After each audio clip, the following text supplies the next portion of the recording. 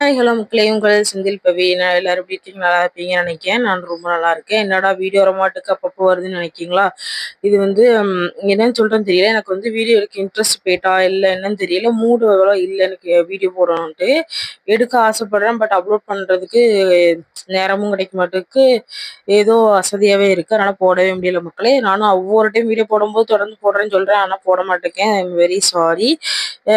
இதுக்கப்புறம் போட ட்ரை பண்ணுறேன். இது வந்து கிட்டத்தட்ட இந்த வீடியோ எடுத்து ஒரு வாரத்துக்கிட்ட ஆயிட்டு. இது இப்போ தான் அப்லோட் பண்ண போகிறேன். எங்கே போயிருந்தோம் பார்த்தீங்கன்னா, எங்கள் அக்கா வீட்டுக்கு போயிருந்தோம். அவங்க வந்துட்டு மச்சான் எல்லாரும் வந்துட்டு வெளியே கூட்டு போயிருந்தாங்க. சரவணா ஸ்டோர் போயிருந்தோம். சரவணா ஸ்டோரில் முடிச்சுட்டு தெப்பக்குளம் போயிருந்தோம். நான் தெப்பக்குளம் வரைக்கும் போனதில்லை, அதனால சரி கூட்டு போயிருந்தாங்க. சரவணா ஸ்டோர் ஆல்ரெடி போயிருக்கேன் ஒரு 2 வருஷத்துக்கு முன்னாடி. அதுக்கடுத்து இப்போ தான் போயிருந்தேன். என் பாப்பா, என் அழகி எல்லாரும் வந்திருந்தாங்க. அது போல அதில் போல வந்துச்சு.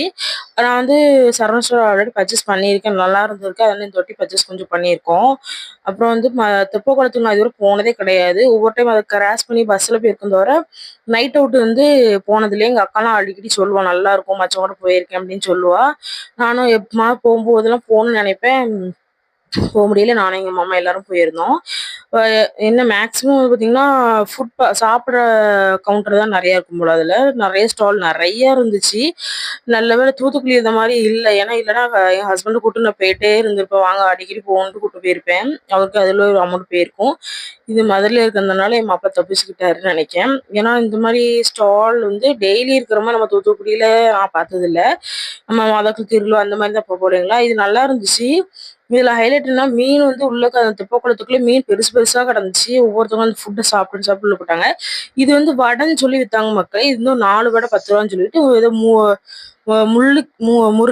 முருங்கை வடை அப்படின்னு சொல்லி வித்தாங்க. நீங்க சாப்பிட்ருக்கீங்களா மதுரை தெப்பக்குளத்துலன்னு சொல்லி கீழே கமெண்ட் பண்ணுங்க.